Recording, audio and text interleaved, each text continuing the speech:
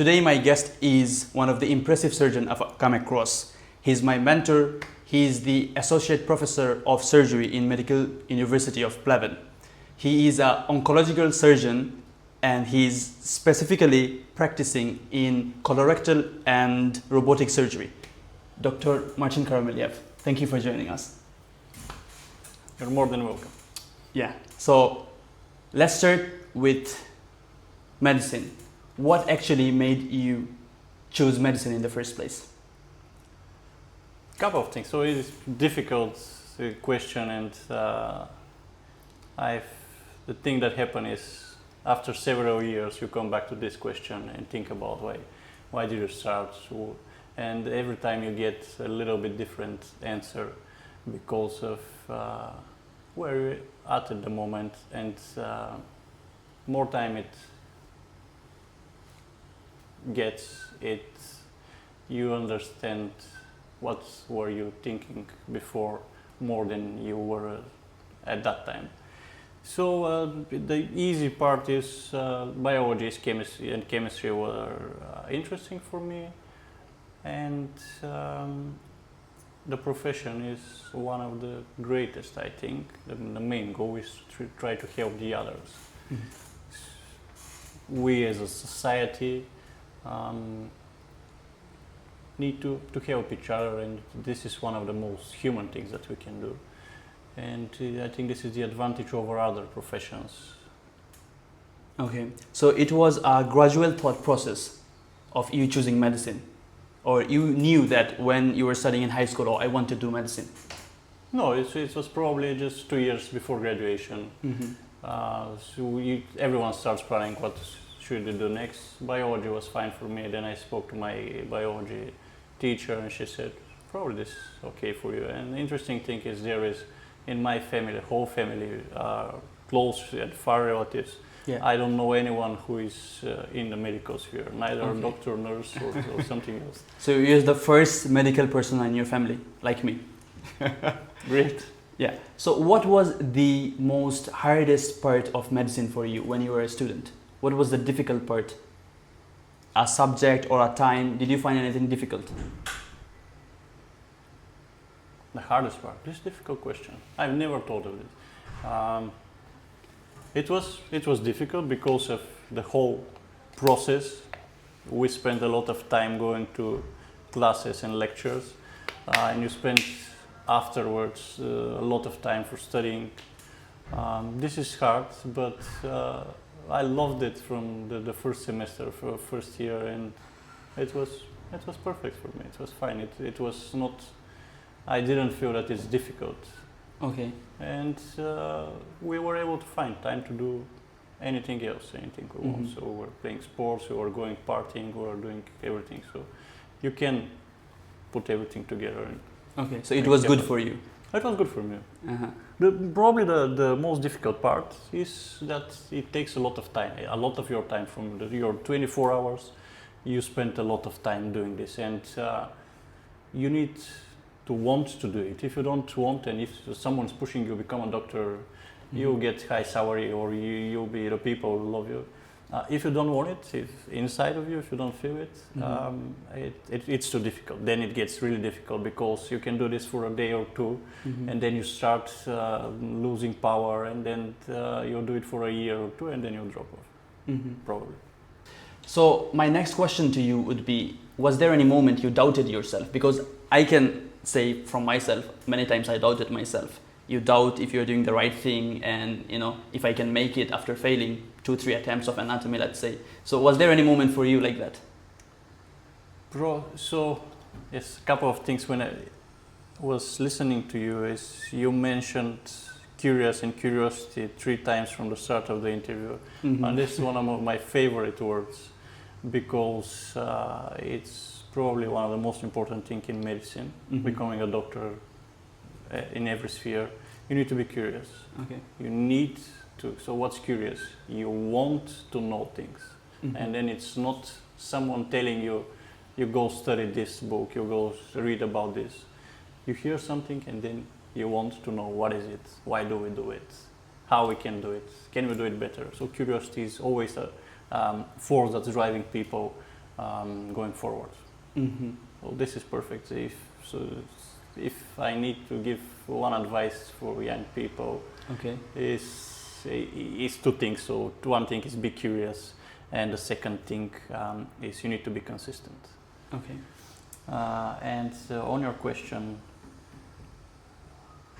have I doubted myself? It was when I was thinking about which specialty should I go in. Mm-hmm. And as you probably know, most of boys, they like surgery because it's something with your hands and you can feel that you're helping. And then probably second, third year, it was the same. It was the situation in our year. A lot of people, probably 68% of the boys, they said, "This is great. I want to become a surgeon." And then at the end, when you get some exposure, you see that it's not just that easy and everything fine. So you need a lot of effort, a lot of time. So then the percentage of people gets really small, like 5% probably. And when I was thinking about I should go in surgery, this looks pretty interesting and thing for me to do. I doubted if I can manage all things that should be done with your hands. What will happen if my hand will start with tremor at some point? Will be able to operate? Am I good enough to do this? So I was thinking about this. Then what do? You go inside and you see. So I started coming here in oncology, the surgical oncology department. Started doing things, and then I saw it was a thing for me. Okay. I have one more question about your medical student life. So you were student of the year in 2017, the best student in Bulgaria. That's what I've heard. So how was medical school for you? What did you do exceptionally other than everyone, if you were the number one? Yeah, this was a national award. You just had, you file your documents and there are different parts and you get different points. Probably the thing that I did different, and I am trying to do this now, is I try to do all different things that could be done. So for my student life, one part was getting good grades, being a good student, getting to all the lectures, all the classes, reading before classes, getting good marks on the exam. Other thing is going to extra curriculum events. So these are congresses, other meetings, being to other places to promote health, etc. And then articles. So medicine is, you know that now we are living in an evidence-based medicine era. In order to get evidence, you need to produce some articles, and I think probably in this situation, the articles I was doing more from the others. I was writing more articles, and probably this was the thing that get me on getting this award. Okay. So you were talking about surgery. Was it like you told me? All the boys were thinking about surgery. It's a thing. I feel the same way. I'm not very sure what I'm gonna choose, but why surgery for you though? Why surgery? Yes, that's a great question again, and you can get a lot of different answers. Some of them a little bit more superficial and some of them a little more deeper. But the most visible advantage from surgery and, let's say, internal diseases is you do something with your hands and you can see the advantage of the thing that you've done right away. So you do something, there you have a patient with hernia, you operate the hernia, and then patient does not have hernia anymore. And then this is great.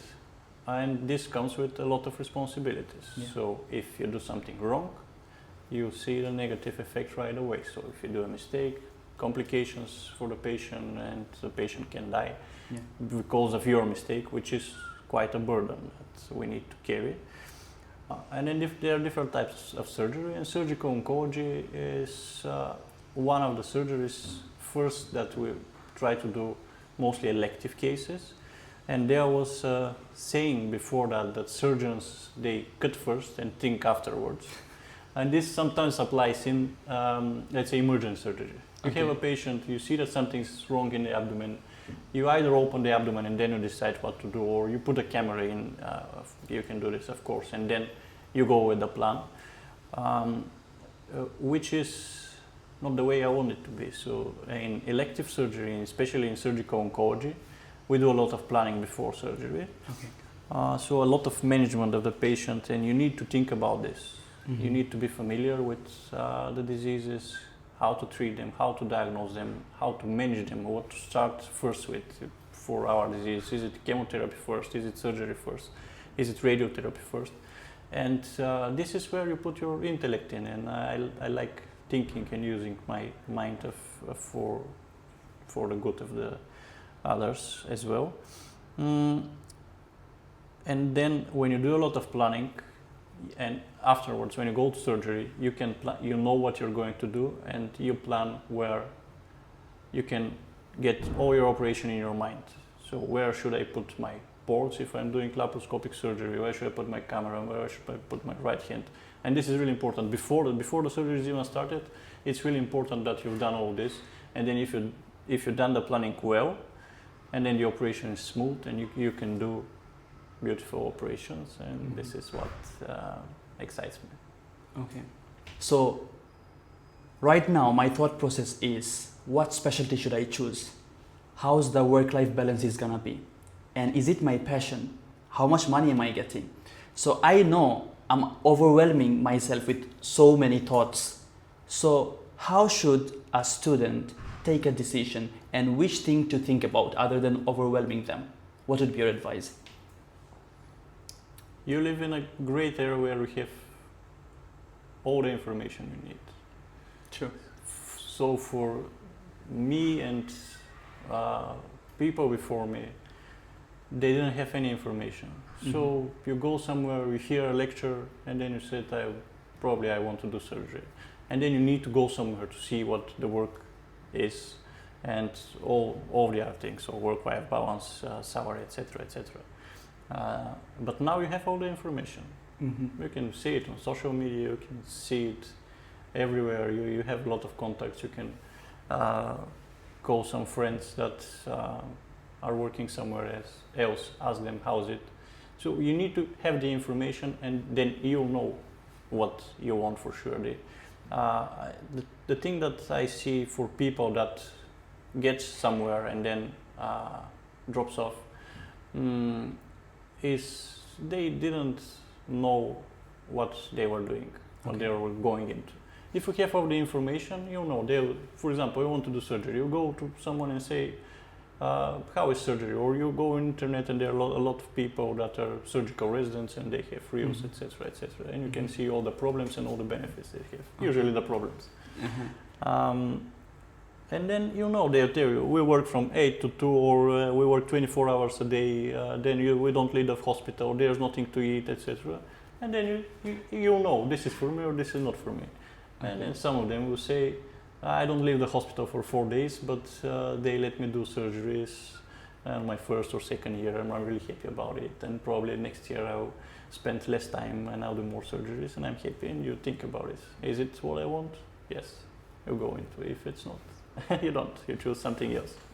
So I think in life sometimes it's different than what we just see. Inside, some other things are happening. So how was it for you when you thought, okay, surgery is maybe the thing, and then when you were doing the residency, Yes. was it different from your expectation? For sure. What was the shock? It's shock. There was no shock. We were in shock, okay. No shock, but it's always, you never know the whole picture. So the thing that I did, I had some time here, and I spent it in different departments, Okay. different surgery. So I wanted to do surgery, and I go to different surgical departments. I spent some time, and then I met Professor Dimitrov. At this time he was associate professor, and he was leading Krajok. How do you say this in English? Krajok. Krajok is where we meet after classes with people interested in surgical oncology, and we were doing something science. like seminars. It's like a group of people that join together Mm-hmm. and are discussing different topics in surgical oncology, Okay. practical things, so suturing, etc., and then doing some science, some research projects, etc., etc. Okay. And we spent some time with him, and I thought he was different than others. This is who I want to be my mentor, so Mm-hmm. I'll do whatever it takes to join him. And at this time, he was working in another hospital, Uh-huh. and this was just a couple of months before my graduation. Okay. And we were talking about this, and I said, I want to work with you. And he said, the place that I'm working right now, there is no way you can start working. Mm-hmm. And I was a bit sad. Okay. And then everything turned around perfect. So several months later, he moved in here, and we started working together. That's great. That's great. It's been many years you are practicing surgery, and you are in your mid-30s, you achieved so many things. So what actually makes someone a good surgeon? What do you think? This is a really deep question. So what makes someone a good surgeon? At first, I think it's being a good person. Okay. When you want to do medicine, and you need to want to help the others. So Mm-hmm. that is what a good person is. If you're a good person, Mm-hmm. you'll be feeling good about helping others, and then afterwards you need to love your job and be consistent whenever you have time. So some people, they learn a little bit slower, some people run really fast. So I show someone how to do an side-to-side bowel anastomosis, and they do it right away. Okay. Some people, you need to show them 10 times, they need to practice it 10 times, but then this is not important. So the first surgeon is not better than the other surgeon. Okay. That can do it right away. So if you want to do it, and if you have passion about it, if you're consistent, trying to do small steps every day, you do something to get better. Either you read something, or either you learn how to do something, you'll get it. Right now I'm, as you said, my middle 30s. I'm doing some surgeries. There are a lot of other people in Bulgaria that are my age, and they are better surgeons than me. They are doing bigger operations. They are better in what they do, but I'm happy where I am. Okay. So, if I'm not wrong, you graduated with the best award in your class. Then, while practicing surgery, you did your PhD, and then now you're associate professor in the university, handling 3 departments. That's a big achievement. So, did you ever thought that day would come? You were dreaming about it, or it just came just like that? I think it just came.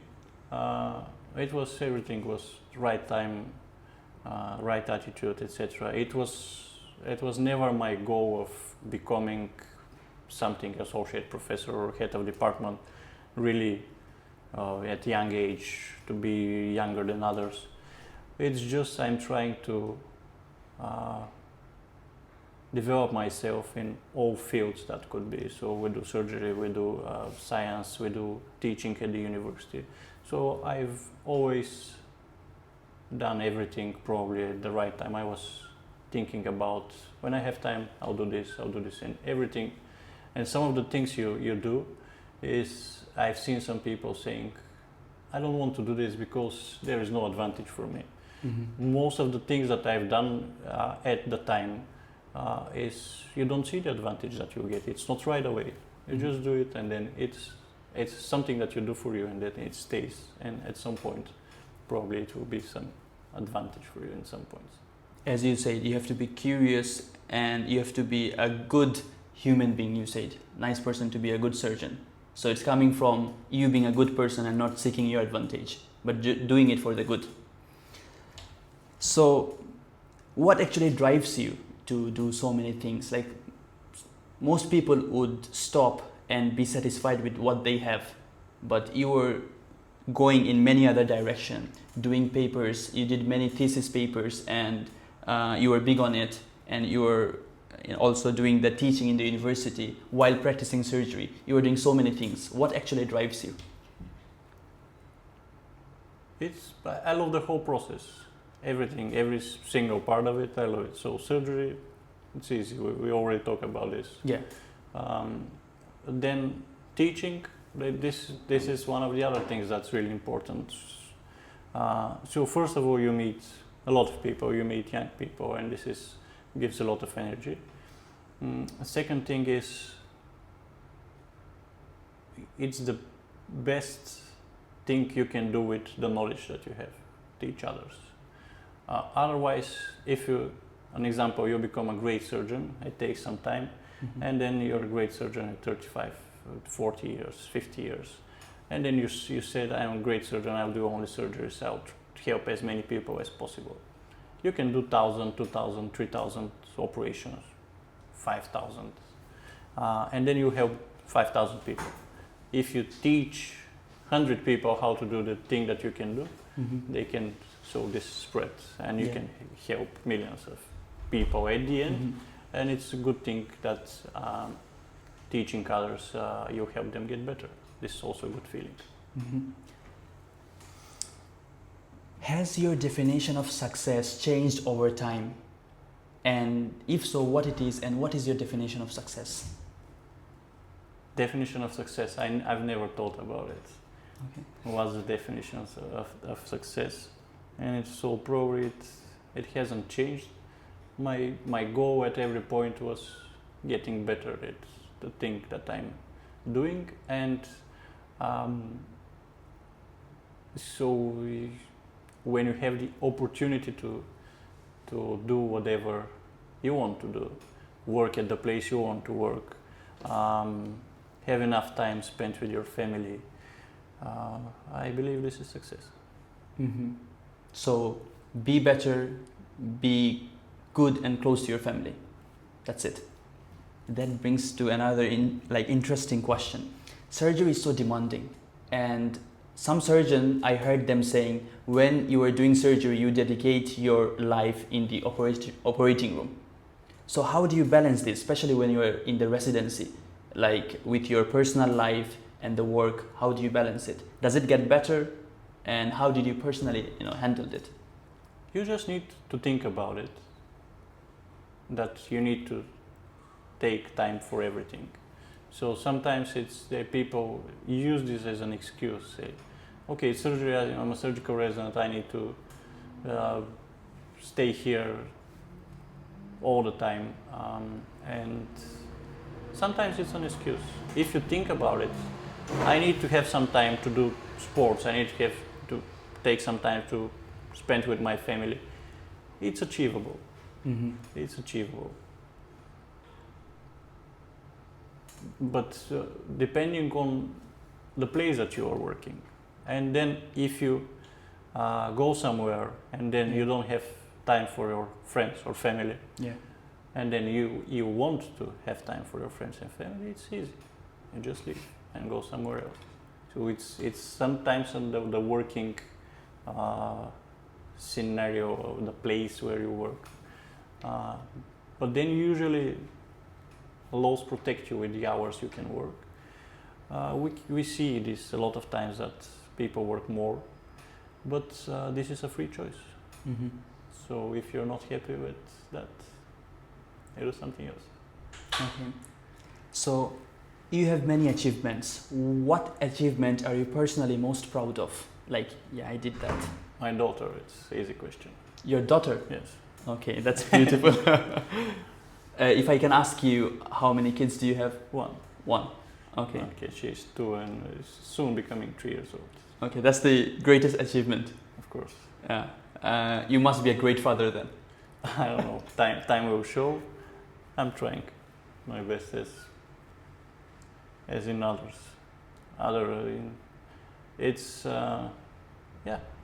It's not fair if you want to be good at surgery, let's say, and then doing not your best in other areas. So I'm trying with my family to give my best.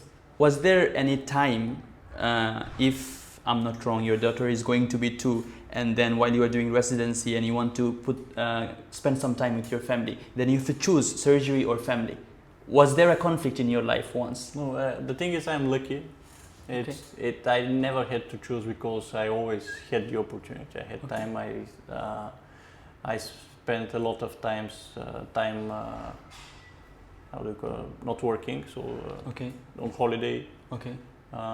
And that's because of the clinic that I work in.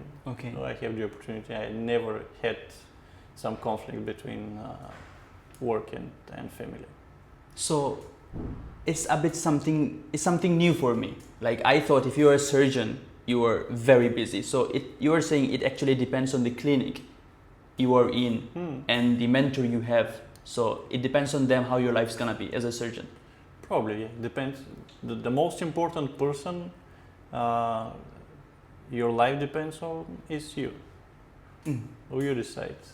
But then all the other things that are around are really important. And yes, the thing is, our clinic, we're lucky for the mini ecosystem that we have, the people that I work with, and the opportunities that we have to do things that we want to do and that we need to do. Also, the thing is, we do elective surgery. So most of our operations are planned. It's not emergency. And then I know I have 2, 3, 5 surgeries today, and I will usually work from 7:40 here in the clinic to about 2:30, 3 p.m.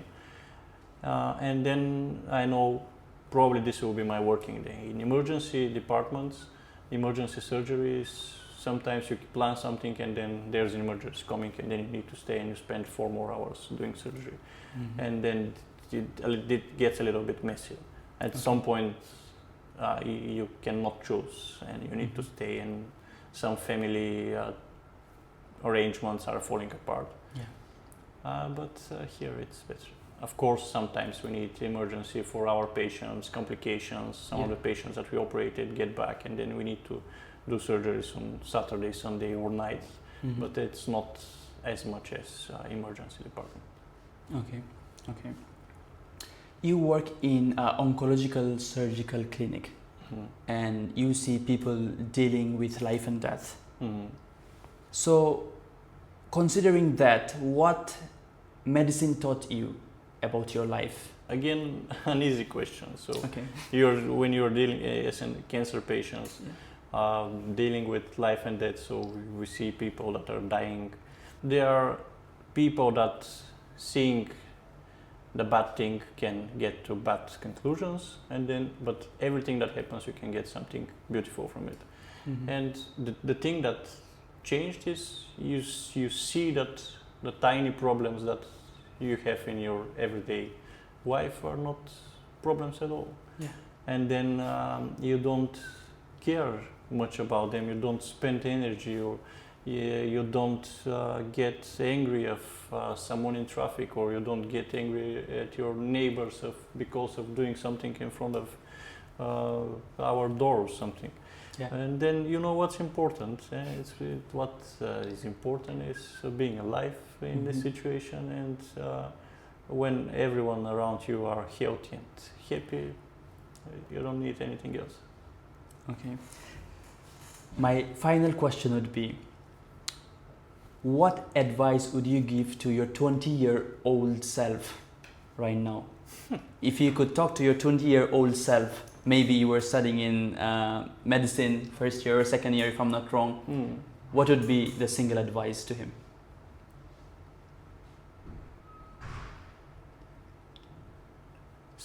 Standing from this point now is the advice will be not to change anything, because of course I could have done a lot of things better, but then it's everything you do turns to goes to what I am right now, and if all the mistakes that you do are life lessons, so it's if I need to speak to my 20-year-old me, I would say not to change anything, or if I have the opportunity to change something, I won't change anything.